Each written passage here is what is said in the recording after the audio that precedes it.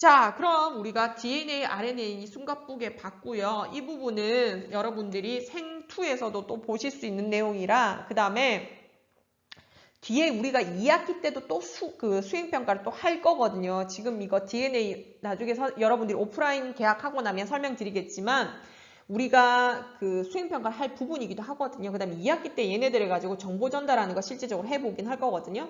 그러니까 이 부분은 조금 잘 알아두셨으면 좋겠습니다. 자, 됐죠?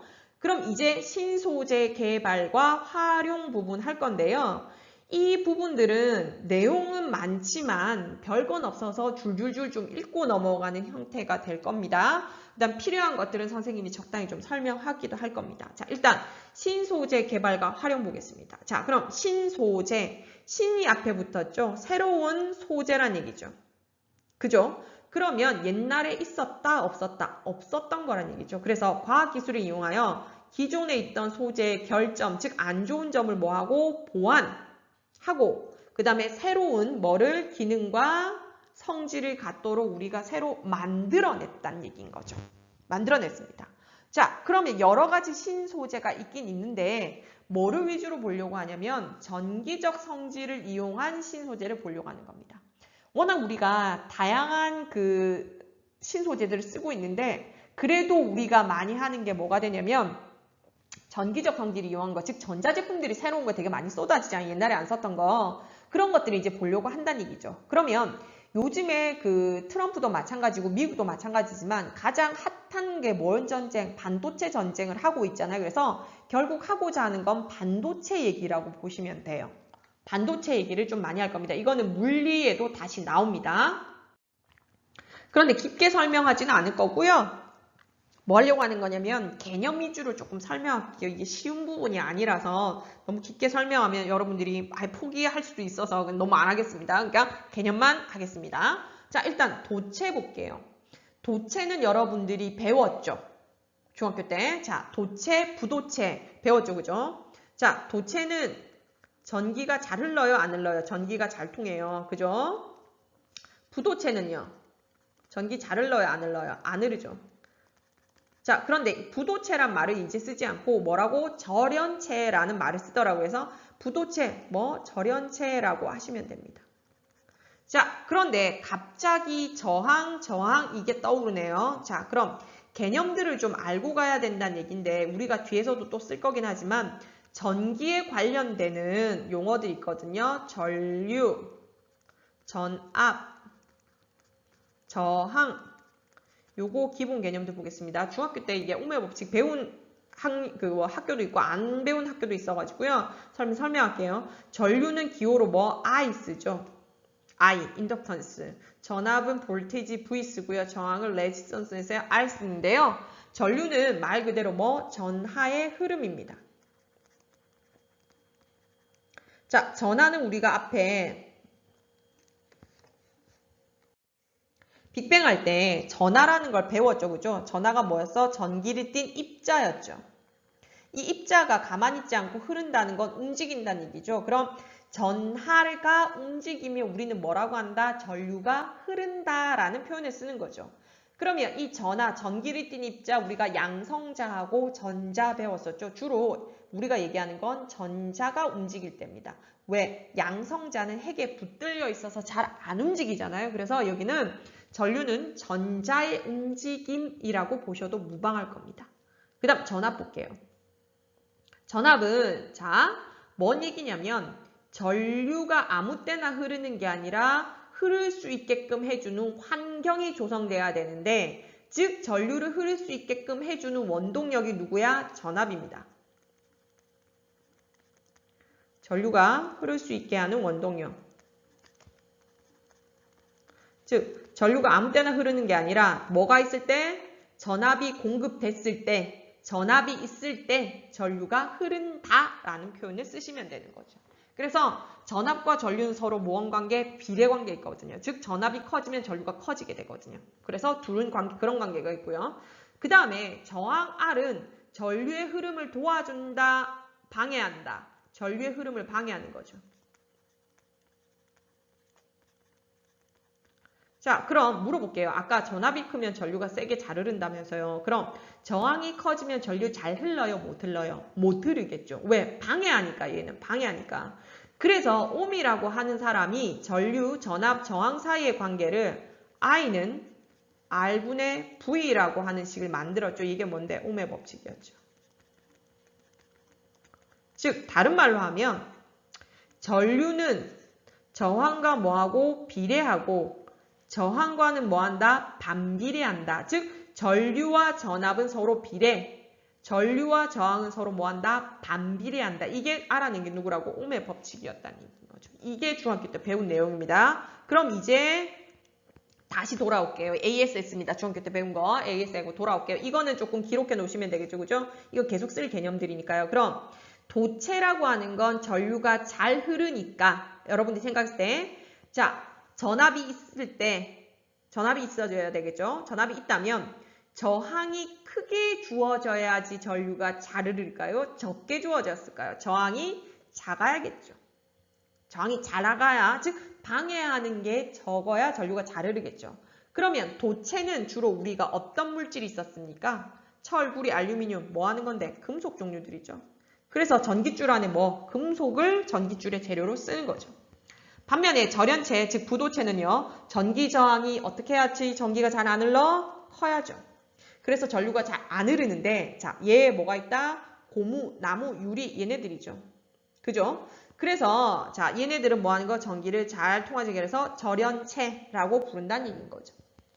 그래서 이게 조금 뭐지? 좀 관계없는 얘기일 수도 있는데 전기에 감전된 사람이 있다라고 생각합시다. 그럼 전기에 감전된 사람을 병원으로 데리고 가야 될 거잖아요. 그냥 둘 수는 없잖아요. 그러면 그냥 만지는 게 아니라 우리가 반드시 뭐 하는 거? 고무장갑 같은 걸 끼고 난 다음에 그 사람을 뭐 하는 거야? 운반해야겠죠. 그죠? 그래서 확 병원으로 옮겨야지. 그냥 잡으면 우리도 뭐 하는 거? 그 전기가 감염되는 게 아니라 우리가 뭐 하는 거? 옮을 수 있는 거죠. 우리한테 전기가 흐를 수 있으니까 반드시 절연체에 해당되는 고무장갑 같은 걸 끼고 그 사람을 병원으로 이송시켜야 되겠죠. 그죠? 그런 것들. 자, 이제 반도체 할게요. 얘가 가장 우리 뭐 하는 거? 키포인트잖아요. 키포인트.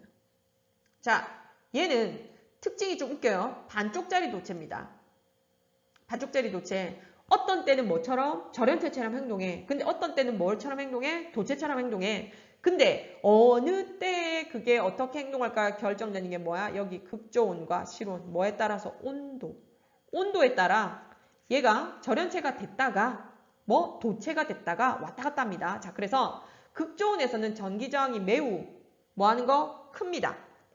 즉 낮은 온도에선 전기저항이 매우 커서 전기 흘러 안 흘러? 안 흐르지만 실온에서는 자, 실온은 우리가 아까 얘기했죠. 우리가 살아가는 20도씨 전후에서는 온도가 점차 높아질수록 전기저항이 뭐 하는 거야? 작아져요. 이게 중요합니다. 왜냐면 도체는요. 온도가 올라갈수록 저항이 커져서 오히려 전기가 흐르는 정도가 뭐 하는 거? 감소하거든요. 그래서 가전제품에서 별 바람직하지 못한데 반도체를 쓰게 되면 오히려 전자제품에선 오히려 뭐 하는 거야? 유리하거든요. 그래서 얘를 계속 뭐 하는 거야? 우리가 이용해서 전자제품을 만들려고 하는 거잖아요. 그래서 핸드폰 안에도 들어있고요. 그 다음에 TV 안에도 들어있고요. 요즘에 세탁기, 냉장고 다 이런 걸로 이용해서 뭐 인공 조절하는 것들이 그 AI 같은 것들이 들어가야 되잖아요. 거기에 되게 많이 쓰거든요. 우리가 작동시키기 위해서는. 그러면 반도체는 솔직히 뭘 얘기하냐면 요거다라는 얘기죠. 규소하고 저마늄입니다. 규소는 Si죠. GE가 저마늄이죠.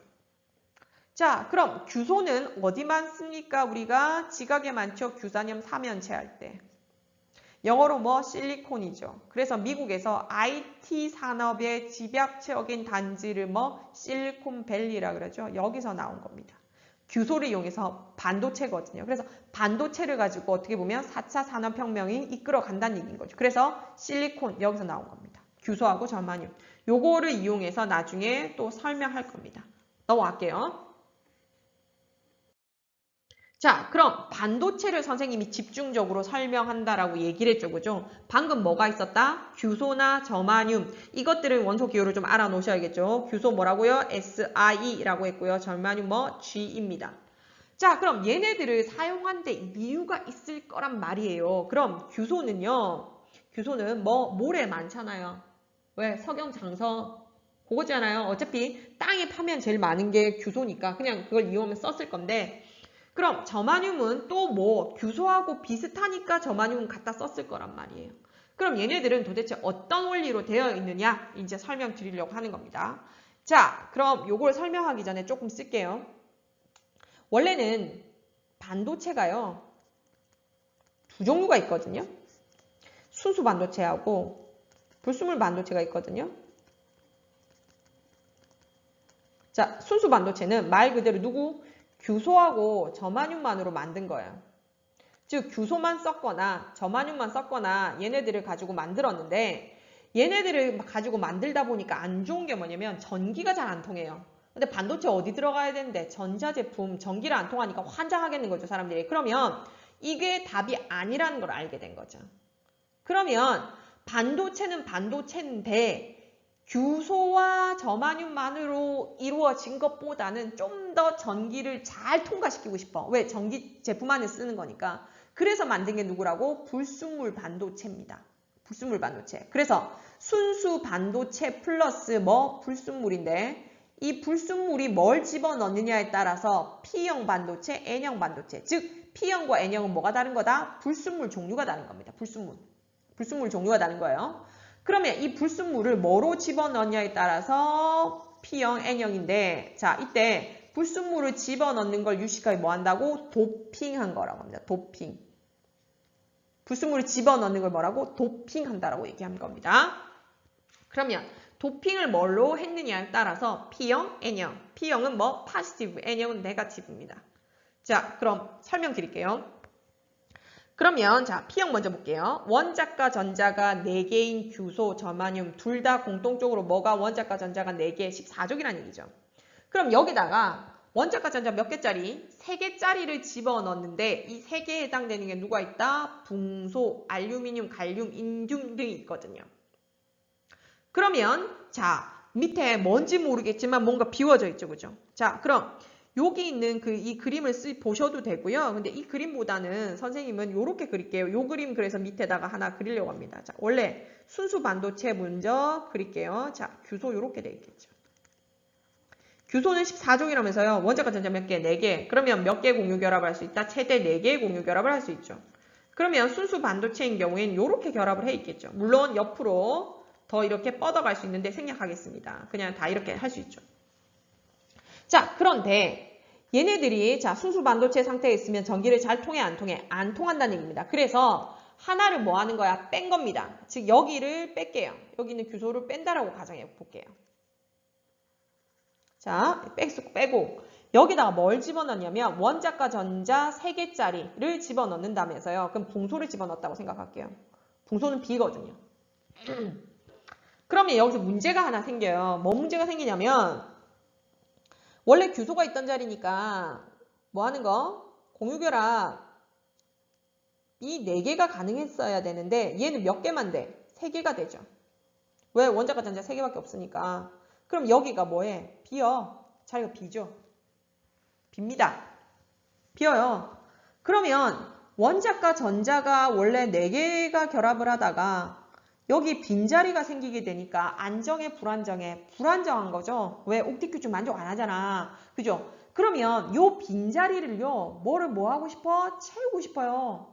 자, 그럼 어떻게 채워? 주변에서 돌아다니는 전자를 뭐 하는가? 끌어다가 여기다 채워놓고 싶은 거죠. 그럼 주변에다 있는 전자를 끌어다 놨어요. 그럼 여기 꽉 찼네요. 그럼 이제 뭐 하는 거? 안정해지죠. 그러면 불안정해지는 놈은 뭐한데? 여기죠. 왜? 원래 여기 전자가 있던 자리인데 비었어. 그럼 얘도 뭐 하는 거야? 불안정해? 그럼 얘가 또 뭐 하는 거야? 또 다른 자리에서 전자를 뭐 하는 거야? 끌어오려고 하는 거죠. 그럼 얘 또 채워지고 여기 또 뭐가 돼? 빈자리가 되죠?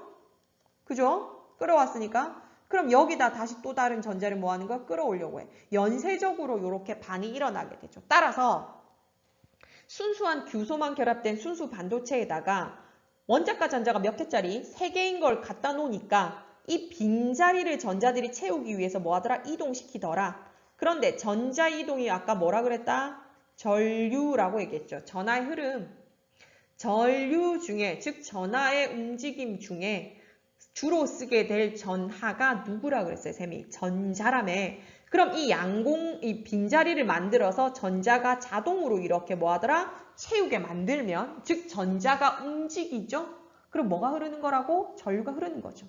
그러니까 순수 반도체보다 전자가 더 잘 움직여. 즉 전류가 더 잘 흐르게 된다는 얘기죠. 따라서 자, 바깥쪽에 이렇게 구멍을 하나 만들어 놓은 걸 유식하게 뭐라 그런다? 이 빈자리를 양공이라고 부른다는 얘기입니다. 양공. 왜? 여기 전자가 뭐 하는 거? 끌려 들어오는 거죠. 전자를 끌어당기는 거 플러스야 마이너스야? 플러스 전하죠. 그러니까 전자가 끌려 들어오는 거니까 얘가 마치 뭐처럼? 플러스 전하처럼 보이는 공, 빈자리란 뜻에서 양공이라고 부르죠. 그래서 바깥쪽 껍질에 전자를 하나 부족하게 만들어서 뭘 만든 거야? 양공을 만들어서 전자가 움직이도록 만든 거죠. 그래서 전자가 하나 부족하니까 플러스 전기를 띠는 양공이 형성됐으니까 뭐? P형 반도체가 된 거고요. 이제 밑에 볼게요. N형 반도체는요.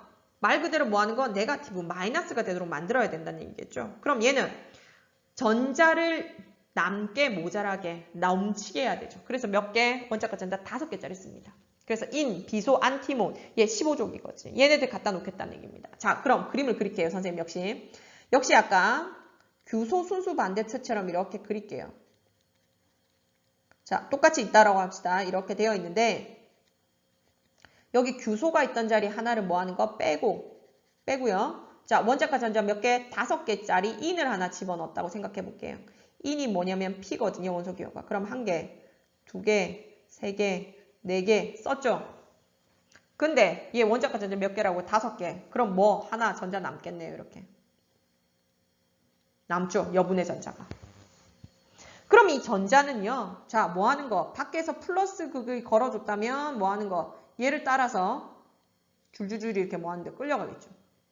그죠? 밖에 플러스 극이 걸려있다면 어디든 갈 수 있거든요. 그러니까 얘를 뭐라고 하냐면 자유롭게 돌아다닐 수 있는 전자, 뭐? 자유전자. 즉 위에 P형 반도체인 경우에는 전자를 하나 모자라도록 해서 그 자리를 다른 전자들이 채우도록, 즉 연쇄적으로 움직이도록 만든 반면에 N형 반도체는 아예 처음부터 전자를 하나 자유롭게 풀어놓는 거죠. 필요가 없으니까 이 결합을 할 때. 그러면 이 자유전자가 돌아다니면서 뭐 하는 거야? 돌아다니니까 즉 전하가 흐르는 거죠. 움직이는 거잖아요. 그럼 뭐가 흐른다? 전류가 흐르도록 한다는 거죠. 이렇게 하는 겁니다. 그래서 바깥쪽 껍질에 전자 한 개가 남아 그 전자를 뭐라고? 자유전자. 즉 양공을 만들거나 자유전자를 만들거나 결국 뭐 하는 거? 전기가 잘 흐른다. 즉 전기 전도성을 좀 더 뭐 한다? 증가시킨 거죠. 순수 반도체가 가장 안 좋은 게 전기 전도성이 떨어지는 부분이었으니까요. 그래서 그걸 뭐 했다? 개선했다라고 보시면 되겠죠. 자, P형 반도체하고 그럼 N형 반도체 얘기했죠. 쉽지는 않습니다. 처음 들어서 뭐지? 이렇게 생각하실 수 있거든요. 그래서 다음 시간 다시 한번 또 정리해드리겠지만 여러 번 좀 반복해서 보시면 되겠습니다. 여기 조금 어렵습니다. 자, 그럼 이제 넘어갈게요. 그럼 이제 반도체 자체도 중요하긴 하지만 이 반도체 자체로 쓰는 것보다 2개를 결합하거나 혹은 그걸 3개를 뭐 하는 거야? 결합해서 쓰는데 2개를 결합한 걸 먼저 볼게요. 2개를 결합하면 2개를 뜻하는 게 뭔데? D나 다이죠. D나 다이 뭐 이렇게 된 거죠. 그래서 다이오드라고 얘기한 건 반도체 몇 개 결합한 거야? 2개 결합한 겁니다. 2개 결합한 겁니다. 따라서 P형 반도체와 N형 반도체를 각각 1개씩 접합하여 만든 전기 소자. 소자는 그냥 부품이라고 보시면 돼요. 자, 그런데 얘를 많이 쓰게 하는 이유가 많이 쓰는데 우리도 되게 많이 쓰는데 어디다 쓰냐면 설명을 드리자면 뒤에 2학기 때 또 하긴 할 건데요. 발전할 때 발전소에서요. 집까지 전기를 뭐 하는 거야? 운반을 하죠. 우리가 직접 만들어 쓰진 않지만 발전소에서 집까지 전기가 오는데 이 과정을 우리는 송전이라고 하거든요. 전기를 보낸다라는 뜻인데 이 송전 과정에서 교류 방식이 있고요. 직류 방식이 있는데 현재 우리가 택하는 건 교류 방식입니다. 그럼 옛날에는 뭐 직류 방식을 썼거든요. 그럼 교류와 직류의 차이점을 설명하자면 자, 시간과 전류의 세기를 비교했을 때 직류는 쭉 이렇게 오는 겁니다. 직류 방식. 교류 방식은요. 시간에 따라서 전기가 이렇게 계속 변하는 겁니다. 얘 교류입니다. 그럼 우리가 상식적으로 생각해 봤을 때 시간에 따라서 뭐 전류의 세기가 일정한 게 좋을 것 같잖아요. 왜 어차피 우리가 집으로 들어오는 과정에서 가전제품들이가 안정적으로 공급되면 좋잖아요. 근데 얘가 플러스 방향, 마이너스 방향, 즉 시간에 따라서 전류 세기도 달라지고 방향도 달라지거든요. 교류는. 그럼 가전제품의 입장에선 좋지 않을 거거든요. 교류가. 왜? 일정하지도 않은 데다가 방향까지 계속 바뀌게 되니까 별로 안 좋거든요. 근데 왜 직류가 아니라 교류를 선택하게 되냐면 송전 과정에서 직류를 쓰게 되면 에너지 손실이 너무 많거든요. 즉 기껏 발전해가지고 만들어냈는데 그 전기 에너지가 이 송전 과정에서 손실되면 즉 쓸 에너지가 그만큼 전기 에너지가 줄어드니까 이 교류 방식을 사용하게 되니까 뭐하더라? 그 송전 과정에서 에너지 손실이 뭐하더라? 줄일 수 있더라 라는 얘기죠. 그런데 문제는 집에 왔을 때 생기는 거죠. 왜? 가전제품이 전류의 세기가 달라져. 방향도 달라져. 좋아 나빠? 나쁘죠. 그러면 예를 들어서 집에 전구를 킨다라고 생각을 해볼게요. 필라멘트 이렇게 돼 있고 전구를 막 이렇게 켜야 되는데 전류는 한쪽 방향으로 이렇게 흘러야 되는데 이쪽 방향 흐를 땐 전구가 켜져요. 이쪽 방향으로 전류가 흐르면 즉 반대 방향의 전류가 흐르게 되면 뭐 하는 거? 꺼져버려. 그러면 전기가 켜졌다 꺼졌다 켜졌다 꺼졌다 하면 우리가 뭐 하는 거? 뭐 나이트클럽도 아니고 너무 어지럽겠죠. 그죠? 그러면 가전제품의 입장에서는 전류가 이쪽 방향으로만 흐르도록 해서 뭐가 되냐면 안정적으로 제품한테 전류가 공급될 수 있는 부품이 들어가야 된다는 얘기예요. 그게 뭐라고 하냐면 한쪽 방향으로만 흐를 수 있게 하는 정류작용. 즉 이쪽 방향에서는 가전제품을 작동시키고 이쪽 방향에서는 가전제품 아예 작동되지 않도록 뭐 차단해 준다는 얘기입니다. 그래서 얘는 교류를 직류로 바꿔준 거. 여기 부분에는 전기가 안 들어오는 것처럼 느끼게 여기는 작동하지 않도록 해주는데 선생님 근데 실제로 해보면 전기 계속 켜져 있는 것처럼 보이던데요. 요 시간 간격이 있죠. 요게 짧습니다. 그래서 우리 눈에는 뭐 하는 것처럼 계속 켜져 있는 것처럼 보이지만 실제로는 전류 한쪽 방향 흐르고 안쪽 방향 안 흐르게끔 즉 뭐 정류작용이 일어나게 하는 거죠. 이게 뭐가 돼 있냐면 핸드폰 충전기 보면 요렇게 생겼잖아요. 여기 콧구멍이 들어갈 수 있을 정도로 생긴 막대 있잖아요. 이거 플러그 꽂는데 여기 위에 보면 직류 전원 장치라고 돼 있고요. 핸드폰 충전기 같은 노트북 충전기 같은 거 보면 중간에 이렇게 넓적한 게 들어있죠. 얘도 뭐라고? 직류 전원 장치라고 돼 있습니다. 둘 다 뭐 하는 거? 교류를 직류로 바꿔서 제품에 안정적으로 전기를 뭐하고 한다? 공급해 주는 역할을 한다는 얘기죠. 됐죠? 그래서 이게 반도체를 쓰는 역할입니다. 반도체의 역할입니다. 주로 다이오드를 우리가 쓰는 목적입니다. 정류작용이요. 됐죠? P형 반도체와 N형 반도체를 결합시켜서 다이오드를 만드는 이유는 뭐한다? 정류작용하려고 하는 거다. 즉 집까지 들어오는 교류를 가전제품한테 맞게 직류로 바꿔주려고 하는 거다라는 얘기죠. 그럼 다음 시간에는요. 요거를 이어서 볼 겁니다. 자, 그럼 계속 보겠습니다. 그럼 우리가 이 P형 반도체와 N형 반도체를 순수하게 쓰는 것보다는 이 두 개를 2개 혹은 3개씩 결합시켜가지고 다이오드나 트랜지스터를 만든 것들을 훨씬 더 많이 활용하거든요. 그래서 지난 시간에 다이오드는 간략하게 설명을 드렸었는데 다시 한번 보겠습니다. 자, 다이오드는요. P와 N을 결합시키는 거죠. P형 반도체, N형 반도체. 혹은 뭐 N형 반도체와 P형 반도체 뭐 이렇게 뒤집어도 똑같이고죠. 이렇게 2개를 결합시켜 만든 소자를 뭐라고? 다이오드. 다이가 뭐 2개의 의미를 뜻하는 접두어니까요. 그래서 이렇게 됐고요. 그럼 얘네들은요. 선생님이 지난번에 설명했죠. 그죠? 자, 얘 뭐 한다고? 전류를 한쪽 방향으로만 흐르게 한다. 걔를 유식하게 뭔 작용? 정류작용. 얘 왜 쓴다? 교류에서 직류로 만들기 위해서 요 얘기를 했었죠. 그죠? 자, 교류는요. 어디서? 발전소에서 집까지 오는 송전 과정에서 교류를 쓰게 되면 에너지 손실이 적다 그랬죠. 그래서 그거 쓴다 그랬고요. 그 다음에 직류는요. 가전제품의 입장에서 좋아 안 좋아? 안 좋거든요. 그죠? 일정하게 공급돼야 되니까. 그래서 가전제품에서 쓰길 원하니까 요거더라 라는 얘기죠. 그죠? 그래서 요거 지난번에 그래프까지 어떻게 이렇게 그려가면서 선생님 설명했었죠. 그죠? 이렇게. 요거 기억납니까? 요렇게 설명했었습니다. 얘 교류 방식이고 직류 방식이고요. 밑에 그림이 나와 있는데요. 이 그림은 그냥 몰라도 상관은 없는데 그냥 애들이 왜 그럼 이렇게 정류작용이 일어나냐 원리가 궁금해하는 학생들이 있어서 조금 설명하고 갈게요. 보충 설명하겠습니다. 그러면 이 그림을 가지고 좀 설명할 텐데요. 자, 여러분들이 그냥 아까 선생님이 언뜻 설명하고 갔지만 전화 운반체라고 하는 게 다르다 그랬죠. 그죠? 즉 전기가 흐를 수 있게끔 해주는 게 다른데요. 자, 여기 P형 반도체 보면 선생님이 아까 뭐라고? 양공이라 그랬죠. 근데 양공은 원래 전하가 떠난 빈 자리이지만 뭐처럼 행동한다 그랬죠? 플러스 전하처럼 행동한다 그랬죠. 그래서 이 빨간 게 보이는 게 다 양공입니다. 그 다음 반면에 N형 반도체는요. 자, 뭐가 전하 운반자라 그랬죠? 선생님이 자유전자가 운반자라 그랬죠. 그래서 여기 보면 파란색이 다 전자입니다. 그러면 밑에 보시면요. 여기 플러스 극이죠. 긴 게 플러스, 짧은 게 마이너스. 요거 중학교 때 배웠잖아요, 여러분. 그래서 그냥 쓸게요. 플러스 마이너스가 되어 있는데 그럼 양공이 양전하라고 생각한다 그랬죠. 그럼 얘는 어느 극 쪽으로 끌려가? 플러스 극 쪽으로 끌려가죠. 그죠? 그러면 플러스 극이 어느 쪽? 마이너스 극 쪽으로 끌려가야 되니까 어쩌? 이쪽으로 오겠죠. 여기 마이너스니까. 여기 연결, 이쪽에 마이너스 연결됐으니까 일로 끌려오겠죠. 반면에 N형 반도체는요. 자, N형 반도체에 있는 자유전자는 어느 극으로 끌려와? 플러스 극으로. 그럼 이렇게 오겠네요. 그러면 요 가운데 있는 막을 전하 운반자들이 통과하는 거죠. 두 개가. 그러면 전류가 흐른다, 흐르지 않는다. 전류가 흐르는 거죠. 전하 운반자가 움직이니까. 그죠? 그럼 전류가 흐르는 건데요. 오른쪽 그림을 잠깐 볼게요. 자, 이제 뭐만 바꿨냐면 여기 극만 바꿨습니다. 얘 이제 마이너스 플러스로 뒤집어 놓은 것밖에 없어요. 왼쪽 그림하고 달리. 그랬더니 자, 양공들이 마이너스로 끌려와야 되니까 전부 어디로 와? 일로 오죠. 여기가 연결돼 있으니까요. 반면에 자, 이 전자들은 어디 플러스과 연결되니까 여기죠. 그럼 여기 가운데 통과하는 게 있다 없다. 전하 운반자 중에 통과하는 게 없으니까 끊겨 있는 상태죠. 전류가 흐른다 안 흐른다. 전류가 안 흐르는 거죠. 전류 안 흐릅니다. 그죠?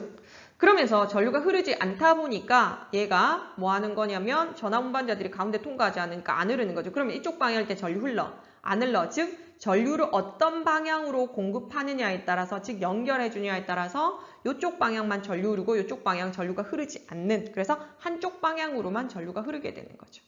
그래서 여러분들이 경험해 본 게 뭐냐면 발광 다이오드 있잖아요. 요렇게 생긴 거. 봤었죠. 그죠? 실험실에서. 그러면 여기 짧은 게 있고 그 긴 게 있는데 긴 거를 무슨 극에 반드시 플러스 여기를 뭐 마이너스 극에 연결해줘야 여기 뭐가 불이 들어오죠. 반대로 하면 불 들어옵니까? 안 들어옵니까? 안 들어옵니다. 그래서 얘는 요렇게 전류가 흐를 때만 전류를 흐르게 한다. 방향이 올 때. 그래서 요거를 잘 보셔야 되죠. 그게 다이오드의 역할이었습니다. 그럼 다이오드도 많이 쓰지만요. 또 뭘 많이 쓰냐면 트랜지스터를 쓰는데요. 요 트랜지스터. 트랜지스터는 자 여기 다이오드가 위에처럼 이렇게 그려졌다면 여기다가 뭐 하는 거 하나 NPN 혹은 뭐 PNP 반도체 하나만 더 연결시켜주면 3개에서 뭐 트랜지스터가 됩니다. 트랜지스터. 자 그럼 얘를 그래서 PNP 혹은 NPN 이런 식으로 붙여놓은 전기 소자인데요. 얘도 전기 부품인데 얘는 뭘 하게 되냐면 스위치 작용을 하거든요. 스위치 작용은 뭐냐면 중학교 때 혹시 그 정보 컴퓨터를 배우셨다면 논리회로 있었죠. 뭔 값이 들어오면 뭘 베타, 뭐가 들어오면 뭘 해. 그래서 그러니까 논리회로 역할, 즉 조건에 맞는 값이 나오도록 하는 게 스위치 작용이라고 보시면 되고요.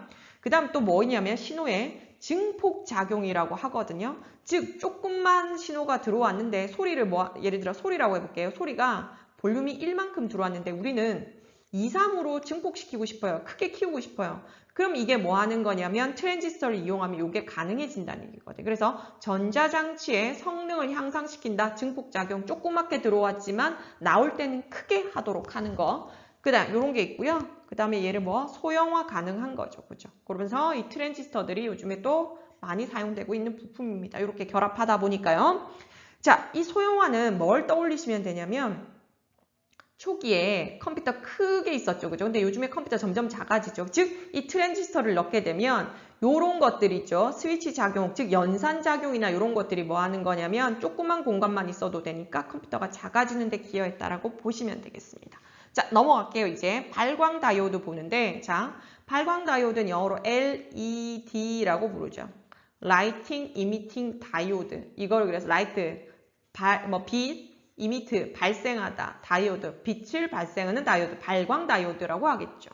자, 그럼 얘는 위에 다이오드 배웠지만 정류작용을 하는 다이오드 있기도 하지만 얘는 특별히 뭐 하는 거? 전류가 흐르면 뭐가? 빛이 나온다. 그래서 아까 설명드렸던 요게 발광 다이오드의 한 종류죠. 그럼 이걸 주로 어디 쓰냐면 각종 영상 표시 장치, 조명 장치 쓰는데 TV에 보면 LED TV 있죠? 요거 화면, 전기가 들어오게 되면 그 특정한 빛이 나오게 하면서 우리가 화면을 보게 하는 요즘에 핸드폰들도 LED 화면이죠. 그죠? 요런 거라고 보시면 되겠습니다. 넘어갈게요. 그럼 이 LED에서 좀 더 발전한 게 있는데 유기발광 다이오드입니다.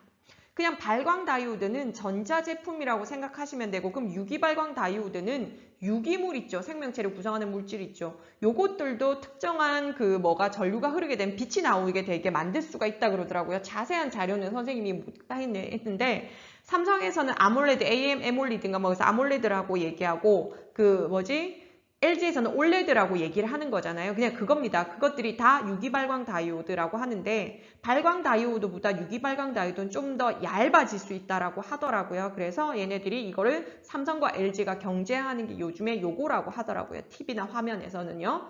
자, 그래서 요 다이오드라고 보시면 되고요. 재료가 조금 다릅니다. 그래서 얘는 뭐가 가능해지냐면 얇아지다 보니까 휘어지는 디스플레이가 가능하다고 합니다. 그래서 요즘에 LG에서 롤러블 TV라 그래서 말 수 있는 TV가 나오거든요. 즉 필요할 때는 어떻게 되냐면 TV 받침대처럼 이렇게 생겼는데 필요할 때 화면이 스크린처럼 이렇게 올라왔다가 다 보면 뭐 하는 거야? 이렇게 접을 수 있습니다. 이렇게 스크린은 말듯이요. 그래서 이렇게 블라인드 말듯이 그렇게 가능한 게 롤러블 TV 요즘 나오거든요. 그러니까 이런 것의 연장판이라고 보시면 됩니다. 자, 넘어가겠습니다. 그 다음에 그럼 반도체는 이런 것만 쓰느냐? 그게 아니라 우리가 쓰는 게 많은데요. 온도나 압력 조건에 따라서 전기 저항이 변하는 게 만드는데요. 그러면서 우리가 뭘 쓰냐면 센서 종류라고 보시면 돼요. 센서 종류들. 그래서 갑자기 온도가 올라가 아니면 압력이 달라져. 그럼 그것에 의해서 어떤 제품들이 작동하게 만드는 것인데요. 이게 그래서 온도 센서, 압력 센서, 가스 센서, 방사능 센서 등에 대한 이런 감지기 센서를 이용해서 그거 하는 것들인데 하나 예를 들어 볼까요? 자, 압력 센서 하나 예를 들어 볼게요. 자, 압력 센서는 뭐가 있냐면요. 터치패드 중에서 장갑을 끼면 작동 안 하는 게 있고 장갑을 껴도 작동하는 방식이 있거든요. 그러면 이건 장갑을 껴도 작동하는 방식이 압력 센서입니다.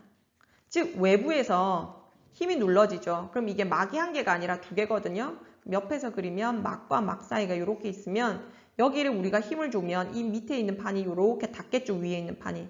그러면서 여기 전기 신호가 달라지게 되면서 여기 뭔가 들어왔네? 그럼 뭐가 작동하게 되는 이런 것들 센서 종류라고 보시면 됩니다. 자, 그 다음에 밑에 볼게요. 빛을 받으면 삐리리가 전류가 흐르는데요. 즉 빛이 평소에는 가만히 있다가 빛이 들어오게 되면 전자가 움직이도록 하는 게 있거든요. 그래서 적외선이나 자외선 감지기 여도 역시 센서 종류들이 되겠죠. 그죠?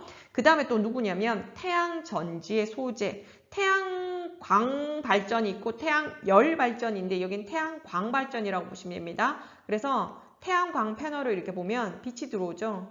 전자가 자동으로 움직이게 됩니다. 전자가 나오면서. 그러면서 전류가 흐르는 거죠. 이렇게 보시면 되고요. 그 다음에 전류가 흐르면 또 뭐도 가능해? 빛을 방출하는 것도 가능해집니다. 그래서 위에 있는 것과 아래에 있는 것이 원인과 결과가 서로 좀 반대죠. 그죠? 그럼 이 CD 플레이어는 레이저로 읽어대는 거죠. 광통신도 마찬가지고요. 레이저 광원들이 이런 형태를 띈다라고 보시면 되겠습니다. 다음 넘어가겠습니다.